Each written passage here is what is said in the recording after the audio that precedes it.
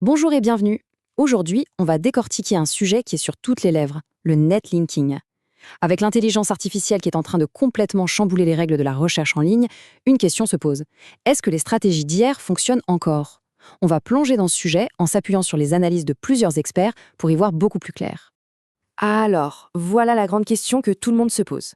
Avec l'IA qui débarque et qui change tout, est-ce que les backlinks, c'est fini? Game over? Est-ce qu'il faut tout jeter et repartir de zéro? C'est vraiment le dilemme qui agite le monde du SEO en ce moment. Bon, la réponse des experts, elle est hyper claire. Non, pas du tout. Les liens restent un pilier absolument essentiel du SEO. Mais, et c'est un très gros mais, les règles du jeu, elles, ont radicalement changé. Celles d'avant ne fonctionnent tout simplement plus. Et franchement, cette citation d'Alexandra Martin, alias Miss SEO Girl, elle résume tout. Le netlinking de demain, ce n'est plus une question de volume, mais de sens. Le changement est là, on arrête la course à la quantité pour se concentrer sur la pertinence, la logique, la qualité.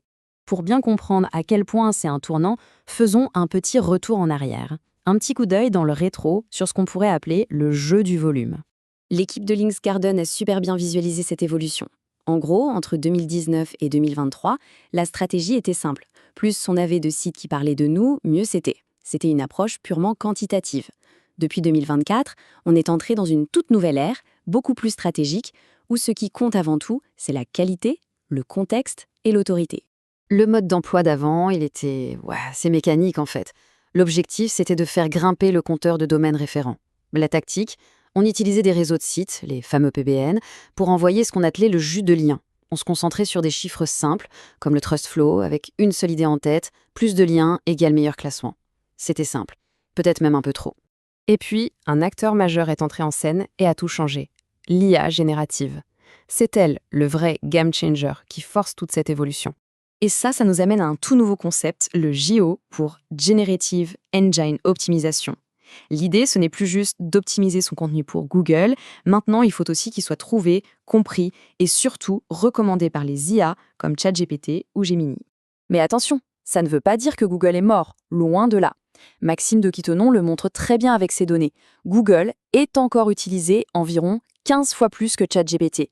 Les deux outils coexistent, ils se complètent, ce n'est pas l'un ou l'autre, c'est l'un et l'autre. Donc négliger le SEO classique, ce serait une très grosse erreur. Bon, plongeons maintenant au cœur du changement. Si les liens traditionnels perdent un peu de leur pouvoir, c'est quoi la nouvelle monnaie d'échange? Qu'est-ce qui compte vraiment maintenant? La réponse tient en un mot, les mentions. Et là, on touche au point le plus important. Le truc à comprendre, c'est que pour une intelligence artificielle, une mention claire et explicite, juste le nom de la marque écrit dans un texte, eh bien ça a beaucoup, beaucoup plus de valeur qu'un simple lien. Pourquoi? Parce qu'un lien, c'est du code, c'est une instruction technique. Une mention, c'est de la sémantique, c'est de la reconnaissance. C'est un changement de paradigme complet. C'est vraiment deux mondes. D'un côté, on a le lien hypertexte, une ligne de code. De l'autre, on a la mention d'autorité, une référence explicite, comme par exemple, comme le montre une étude de votre marque.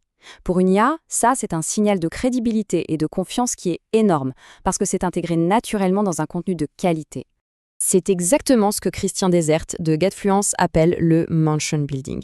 L'objectif, ce n'est plus de construire des liens, c'est de construire des mentions. Le but est de bâtir une présence de marque qui soit solide, durable et surtout compréhensible par tous les moteurs de recherche, qu'ils soient traditionnels ou boostés à l'IA. D'accord, mais alors concrètement, comment on fait? Comment on met en place cette stratégie moderne? En fait, il ne s'agit plus d'actions isolées, mais bien de construire un véritable écosystème de confiance. Il y a une phrase de Nicolas et Clément de Semjus qui est juste parfaite pour ça. Un lien, aujourd'hui, ça amplifie ce qui existe déjà. Ça ne le crée pas. C'est l'image du pneu crevé, on peut essayer de souffler autant qu'on veut dedans. Si la base n'est pas bonne, ça ne marchera jamais. C'est une perte de temps et d'argent. Du coup, l'ordre des choses est primordial, on ne peut plus tricher avec ça. Étape 1, on construit des fondations solides, c'est-à-dire un site de haute qualité, impeccable sur le plan technique. Étape 2, on remplit la maison avec du contenu de valeur, du contenu d'experts qui répond à de vraies questions. Et c'est seulement après, en étape 3, qu'on vient amplifier tout ça avec des liens et des mentions bien choisies. Il faut d'abord construire, ensuite amplifier. C'est la nouvelle règle d'or. Et cette amplification, elle doit venir d'un peu partout. L'autorité, ça ne se construit pas qu'avec des articles de blog. Non, ça vient aussi des médias spécialisés, des forums d'experts, des discussions sur Reddit, des avis clients, des annuaires locaux, des pages partenaires. C'est toute cette diversité qui aura un profil crédible et naturel aux yeux des algorithmes. Pour conclure, le message est finalement assez simple. On s'éloigne de la mécanique pure pour aller vers quelque chose de beaucoup plus humain, la construction de la crédibilité. En fait, le netlinking est devenu adulte. Ce n'est plus le Far West. Ce n'est plus une astuce pour essayer de court-circuiter le système. C'est devenu un catalyseur, un accélérateur, une sorte de récompense pour les sites qui ont déjà fait le travail de fond pour mériter leur autorité. L'objectif ultime a donc changé. On ne cherche plus seulement à être premier sur un mot-clé, on cherche à devenir ce qu'on appelle une entité reconnue, c'est-à-dire une référence dans son domaine, une source de confiance aussi bien pour les humains que pour les intelligences artificielles. Et tout ça, ça nous amène à la question finale, celle que tout le monde devrait se poser en regardant sa propre stratégie. Est-ce qu'elle vise simplement à construire des liens, ou est-ce qu'elle est conçue pour bâtir une véritable autorité ? La réponse à cette question dessinera sans aucun doute le succès de demain.